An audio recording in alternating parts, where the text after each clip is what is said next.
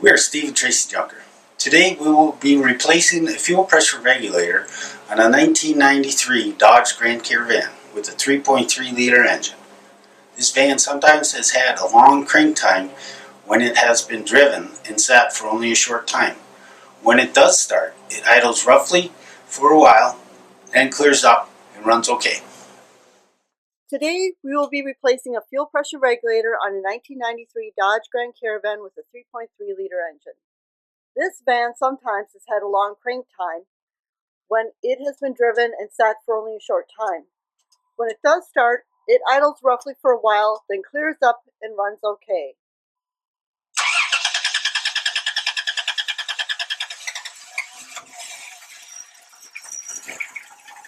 We warmed it up earlier so that you would be able to hear what it sounds like when it has a long crank time. This problem was diagnosed as a faulty fuel pressure regulator.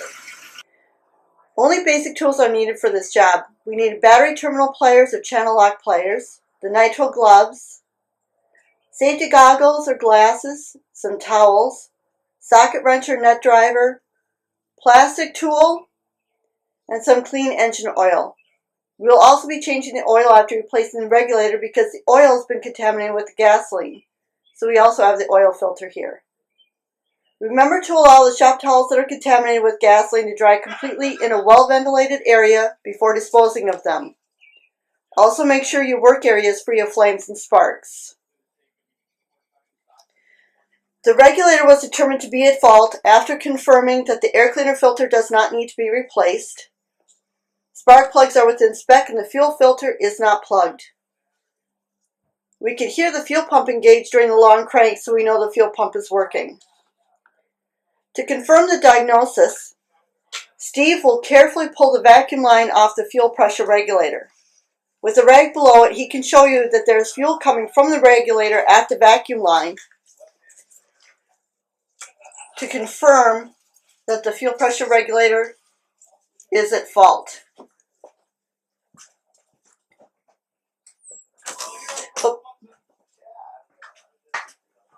As you can see, we saw some fuel actually squirting out of the fuel pressure regulator when he cycled the key. First, the fuel pressure must be relieved in order to work safely with the fuel system. Steve is going to disconnect the battery, the negative battery cable, using the battery terminal pliers. A channel lock pliers can also be used instead. We want to isolate the cable, so Steve is just going to wrap it in a rag. Next, he's going to loosen the gas cap. For the last step, Chilton DIY refers the reader to the use of a special tool. We don't have that tool, so we're going to use a shop rag and a plastic tool, a sacrificed corn cob holder in this case. Steve is removing the cover, Steve has already removed the cover from the fuel pressure test port. Using the plastic tool and a rag, Steve is going to open the Schrader valve and capture any fuel that might come out. This is the final step to relieving the fuel pressure.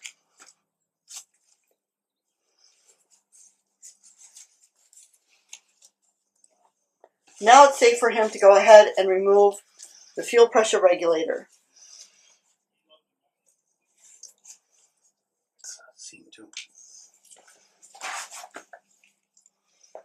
The first thing Steve will be doing is removing the retaining screw using a nut driver. Try to zero in on that so that you can see it a little more carefully.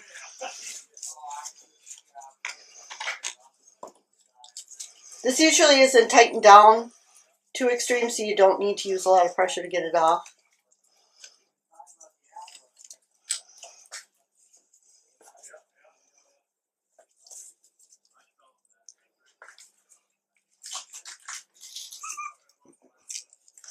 Next, he's going to remove the retaining clip, and now the fuel pressure regulator itself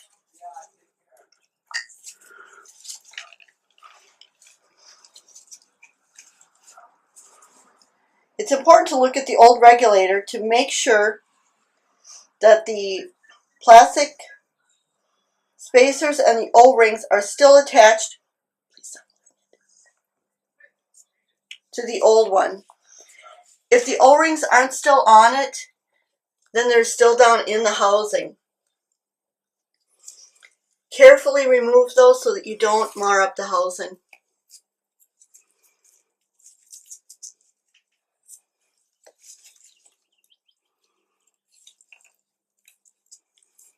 Okay.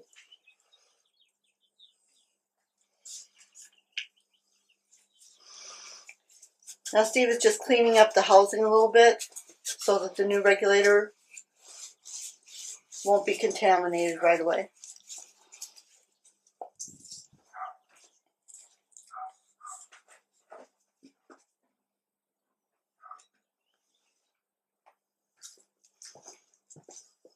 Steve's going to use a little bit of clean oil that he's put in that cap to lubricate the O-rings before putting the new O-rings down into the housing and seating them.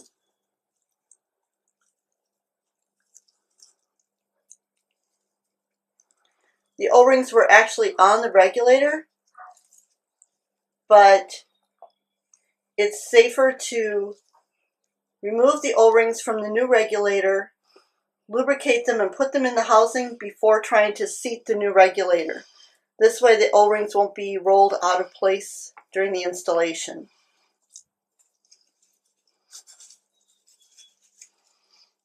Now Steve's going to install the new regulator.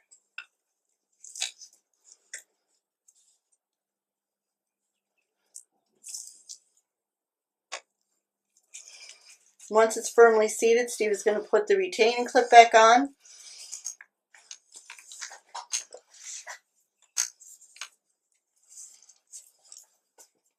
And then the retaining screw.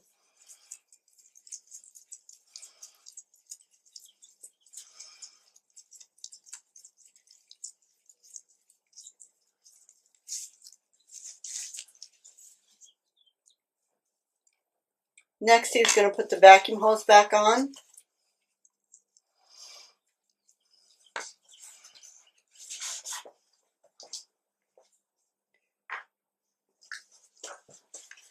Next, he'll put the cover back on the test port.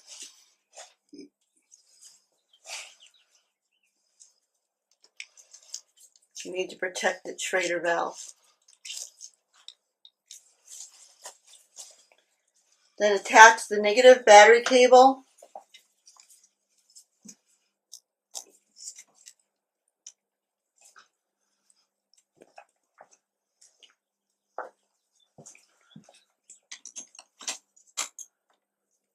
Then before starting it, he'll also replace the gas cap.